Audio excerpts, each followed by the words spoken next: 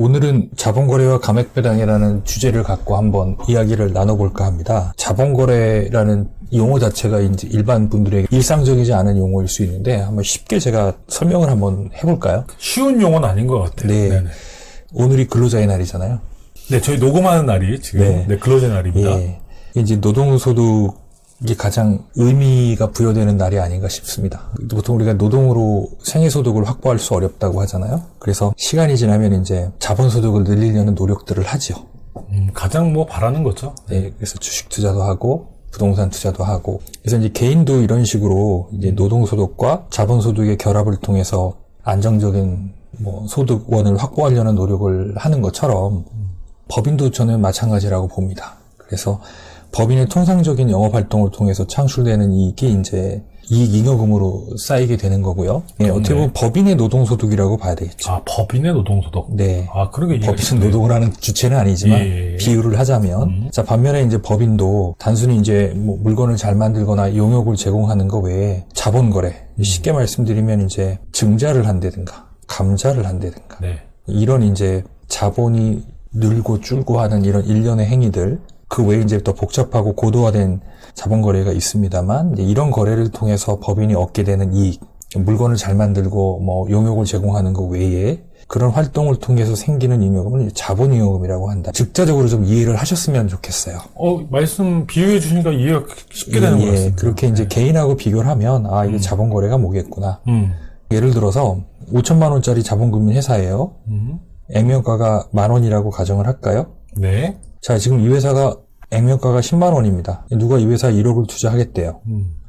근데 자본금 5천이고 자본금 1억이니까 그럼 1억 투자한 사람한테 지분을 더 많이 주나요? 그렇진 않죠. 그렇죠. 1억 투자한 사람한테 5%를 주기로 했다. 그럼 실제 1억 중에서 500만 원만 자본금으로 들어가는 거잖아요.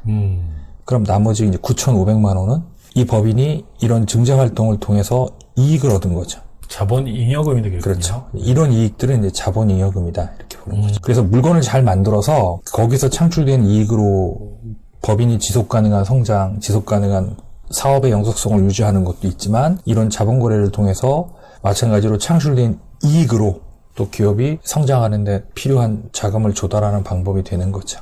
네. 예, 그러니까 구조적으로 개인하고 법인하고 비교를 해보면 노동소득, 자본소득, 이익잉여금, 자본잉여금의 개념이 좀 즉흥적으로 이해가 되실 것 같아요. 네, 이해가 됐습니다. 네. 자, CEO가 해야 되는 여러 활동 중에 이제 회계적으로는 크게 3가지 활동이 있다고 예전에 말씀드렸습니다. 영업 활동이 있죠. 네. 쉽게 말씀드리면 이제 이 회계상에 보면 이제 영업이익이라는 게 있습니다. 이 영업이익을 창출하기 위한 일련의 활동들인 거죠. 그 다음에 이제 재무활동이라는 게 있습니다. 네. 재무활동은 쉽게 말하면 자금 조달이죠. 자금에는 이제 크게 보면 타인 자본이 있게. 이게 이제 부채라고 얘기할 수 있겠죠. 자기 자본이라고 하는 게 있죠. 여기에는 이제 자본금하고 그동안에 쌓인 이익잉여금, 또 이제 자본잉여금 이런 게 되겠죠. 자, 3번째 활동은 이제 투자활동이라는 게 있습니다. 이건 이제 영업활동 이외에 쉽게 말하면 이제 개인이 열심히 일해서 번 돈으로 재테크 하잖아요. 네. 이제 법인의 재테크라고 보시면 될 겁니다. 네. 그래서 영업활동에서 이익을 내고 재무활동에서 자금을 조달해서 쉽게 말하면 이제 계속 투자활동을 해야 돼요. 이 영업 재무 투자를 보통 그 재무제표에 있어서 3요소라고 하잖아요. 그렇죠. 네네. 네. 그래서 가장 이상적인 현금 흐름을 보이는 기업은 영업활동 현금 흐름이 플러스여야 좋은 그렇죠. 거고. 네. 그죠? 그 다음에 이제 재무활동이 플러스라는 얘기는 이제 영업활동으로 부족한 돈을 외부에서 더 차입 또는 이제 중자로 조달한다는 의미고요. 그리고 이제 그렇게 해서 확보된 돈을 영업활동에 재투자를 하든가 아니면 투자활동에 자금을 쓴다는 이런 구조를 가진 현금 흐름이 가장 이상적인 현금 흐름을 보여주는 기업이라고 할 수 있겠죠. 제가 이 부분 한번 잠깐 읽어볼게요. 그 손익거래. 손익거래는 회사의 경상적 거래로 수익과 비용이 발생하는 거래로 손익계산서에 의해 표현되며 재무제표상 이익잉여금이 손익거래의 결과인 것임. 즉 손익거래로 인해 회사의 손실과 이익이 측정되는 것이며 이는 회사의 단기 순손익으로 표시되며 향후 법인세 또는 소득세와 과태된다. 자본거래는 자본금과 자본잉여금을 변동시키는 거래로 손익거래와 대비되는 개념이다. 증자와 감자, 주식 할인 발행 이런 것들이 있네요. 네. 예. 자본거래는 손익거래와 달리 원칙적으로 과세 대상이 아니나 자본거래로 인하여 실질적으로 배당과 유사한 효과가 나타나는 경우 이를 배당과 마찬가지로 과세한다. 자본거래는 비경상적으로 발생하므로 법인의 속성에 따라 법인의 소멸시까지 발생하지 않을 수 있다. 네, 그렇습니다. 아마 평생 자본거래를 한 번도 안 하는 기업도 있을 수 있어요. 그렇죠. 네. 예, 평생 이제 손익거래로만 그 기업의 생명력이 다하는 경우가 아마 상당 기업이 그럴 겁니다. 근데 이제 이 자본거래 같은 경우는 어떤 의미에서 보면 이제 손익거래와 달리 원칙적으로는 과세 대상이 아니에요. 이 자본거래로 인해서 생긴 이익은 법에서 이제 정해놓습니다. 그 네. 용처를. 네. 법에서 정해놨다는 거는 반드시 여기에 써라라는 거잖아요. 그러면 약간 그게 공익성이 있어야 되는 목적이겠죠. 뭐 영리 주주들의 이익을 더 극대화시키기 위해서 법이 그걸 뒷받침해 주지는 않을 거고요. 네. 그러니까 주식회사라는 근간을 유지하기 위해서 반드시 필요한 몇 가지 경우에만 써라. 이렇게 이제 법이 정한 취지가 있겠죠. 네. 그래서 이제 크게 보면은 이제 결손이 나거나 주식회사의 재무적 안정성을 제고하고 하기 위한 부분이고요. 그다음에 이제 자본을 확충하는데 이런 목적에 쓰게끔 이게 정해져 있기 때문에 이거에 대해서는 과세를 하지 않는 거예요. 네. 그런데 이제 이런 목적보다는 실질적으로는 배당하고 유사하다는 거죠. 그렇죠. 그렇게 해서 이제 실제 주주가 얻는 이익이 구체화돼서 계산이 될 수 있다면 그거는 실질이 배당과 유사하기 때문에 과세가 될 수 있다. 뭐 더 한 걸음 더 들어가면은 그 배당의 재원이 어디서 나오냐에 따라서 이게 과세가 되고 안 되고 굉장히 복잡한 부분인데 뭐 그렇게까지 이해하실 필요는 없을 것 같고요. 그래서 그 위에 한번 보시면 이제 자본금 변동에는 증자와 감자라는 행위를 통해서 이제 자본금이 변동이 되는 거고요. 자본 잉여금의 변동이 일어나는 거는 이제 주식을 할증 발행하냐 할인 발행하냐. 그다음에 이제 유상 감자를 할 때 감자 대가를 시가로 하냐 저가로 하냐에 따라서 이제 감자 차익 손익이 생기고 기타 이제 상법이 정한 여러 가지 자본 거래가 있다는 그 정도 내용만 이해를 하고 넘어가시면 될 것 같습니다.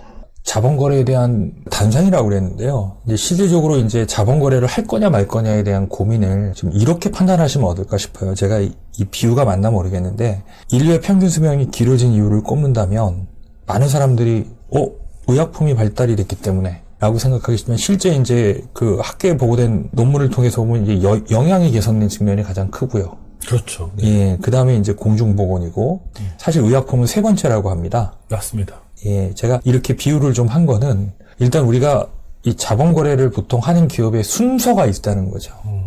그래서 1차적으로는 이제 자본거래를 통해서 주주가 이익을 회수하는 전개에 있어서 1차적으로 이제 급여상여 퇴직금 같은 이제 손익거래 통해서 회수하는 방법이 있고요. 그 다음에 이제 배당. 그 다음에 이제 제가 지금 말씀드린 이제 자본거래. 그래서 충분히 급여상여 퇴직금이나 상법에서 정한 배당 제도를 통해서 이익 시현을 하고 이익 시현 관점에서 얘기하는 거예요. 이제 그 다음 단계가 이제 자본거래다. 순차적으로. 그런데 이제 급여상여 퇴직금이라는 제도도 제대로 활용을 못하고 있고 배당도 실질적으로 접목을 못하고 있으면서 이제 자본거래라고 하는 한 단계 고도화된 이익 시현 방법을 쓰다 보면 어떤 문제가 있을까요? 아무래도 세무적인 문제가 세무적 위험이 네네네. 커질 수 있다는 거죠.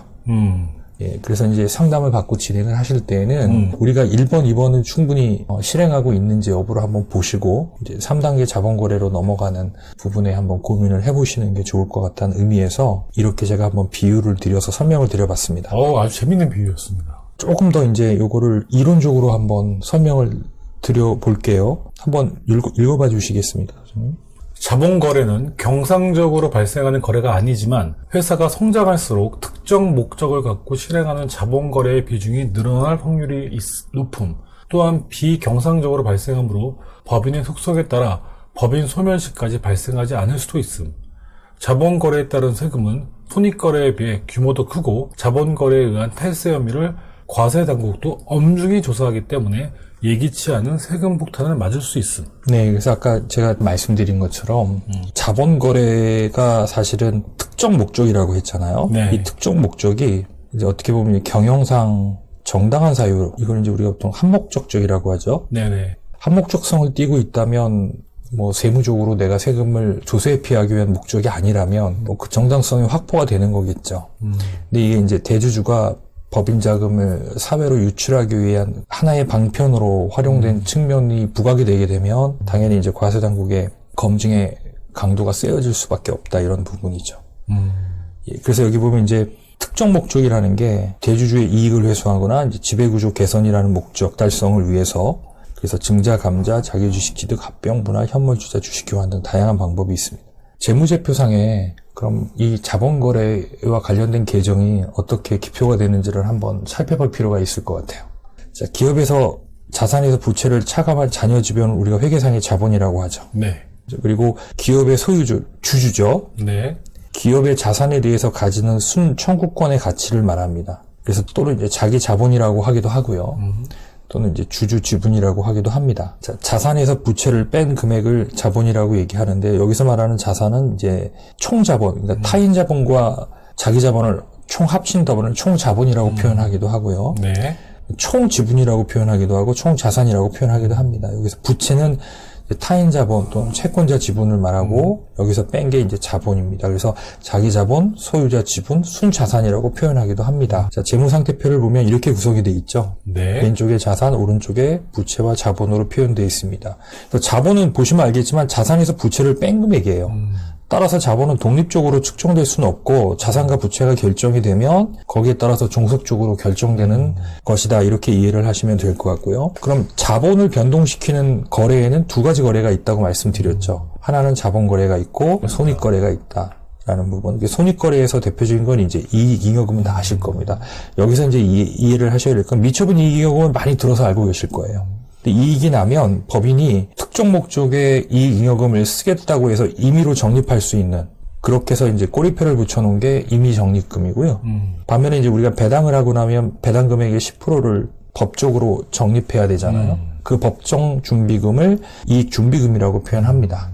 그 외에 이제 기타 포괄 손익 누계액이라고 해서 단기 손익으로 계산할 수 없는 미실현 손익을 말합니다. 대표적인 게 이제 재평가 차익 같은 거 있죠. 부동산 이런 거. 부동산 같은 네. 거 아니면 매도 가능 증권에 아직 처분 손실이 아니라 이제 평가 손익을 반영하는 이런 경우 이제 이거를 기타 포괄 손익 누계액이고 순자산의 변동을 일으키는 손익거래에 해당된다고 이해하시면 될 겁니다. 자본거래에 해당되는 건 이제 자본금의 변동을 일으키는 거. 법령에 따른 납입자본금을 말하는 거죠. 여기에는 이제 우선주도 당연히 포함되어 있습니다. 자, 다음에 이제 자본잉여금은 증자나 감자 등 주주와의 거래에서 발생하여 자본을 증가시키는 거래를 말합니다. 자본 조정은 자본금도 아니고 자본잉여금도 아니고 이제 임시로 자본의 성격만 띠는 거예요. 네. 곧 임시로 띠는 거니까 목적이 정해지면은 곧 사라질 수 있는 그런 계정이죠.